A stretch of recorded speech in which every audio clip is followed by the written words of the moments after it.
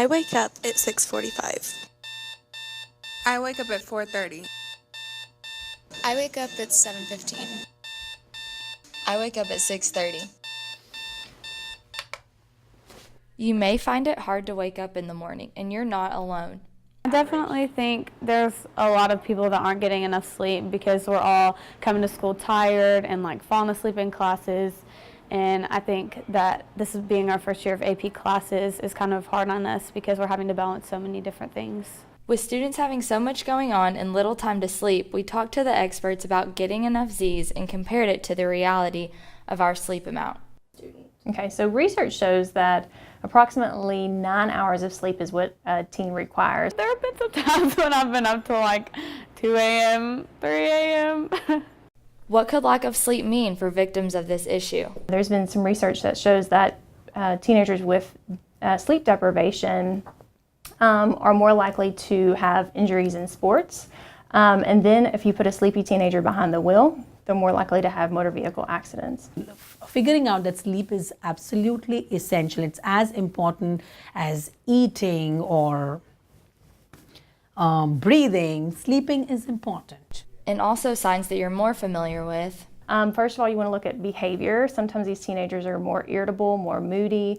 You want to look at school performance as well. If a teenager is constantly dozing off in class, they're having a hard time focusing. We'll see a decline in their school performance as well. I'm a cheerleader, and so we have practice every single day until like 5 o'clock or so. And so it is hard being in AP classes and having to come home and finish all of my homework and balance both of those things with my practices. We asked someone who could potentially bring a solution where the sleep problem really lies. You know, how many times do kids now lay in bed and text and look till midnight? So I think it's a self-discipline issue. I do know that a lack of sleep is an issue.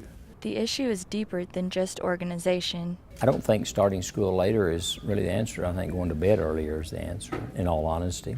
Science is on the side of later school start times. When a teenager is reaching puberty, there's lots of changes going on in the body, and one of those changes is the delayed release of melatonin. Melatonin is what tells our bodies when we're supposed to fall asleep, and it's common in teenagers for that melatonin to be released in the body later in the evening. A lot of our youth, their sleep cycle kind of just runs at a different time frame than what our school's set up. So if, in theory, if we could get our kids better rested and better prepared to learn, then we'd get a better product. Once that teenager falls asleep, they can sleep for the appropriate 8 or 9 hours. However, they're waking up at 10 o'clock in the morning, and that's not appropriate for school. So a lot of these teenagers are sleep deprived because of this problem. What high schools have done is started around 8:45, 9 o'clock, maybe somewhere in that time period, and they've seen some improvements in absenteeism, tardiness, and wakefulness in the classroom, and actually improved academic scores as far as ACTs.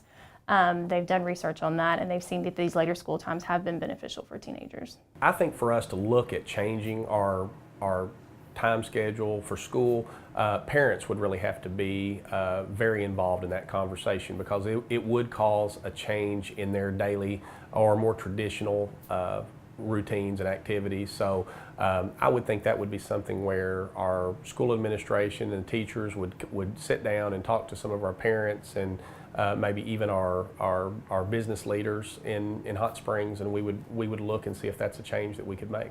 You know, parents with multiple children, maybe balancing a job, being able to drop off a kindergarten kid still at regular time versus dropping off an older kid, or the bus dynamic of getting the kids to and from. There's several states in the nation right now that are working with legislation and doing research on how we can change bus routes and those kind of things so we can start high schools later. But until then, prioritizing sleep and schoolwork is important for your health. I know that this is a major issue. So I think that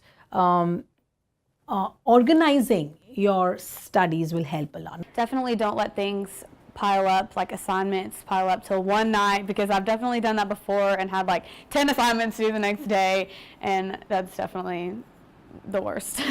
It's important. It's an important function of the body, and we need to respect it as that.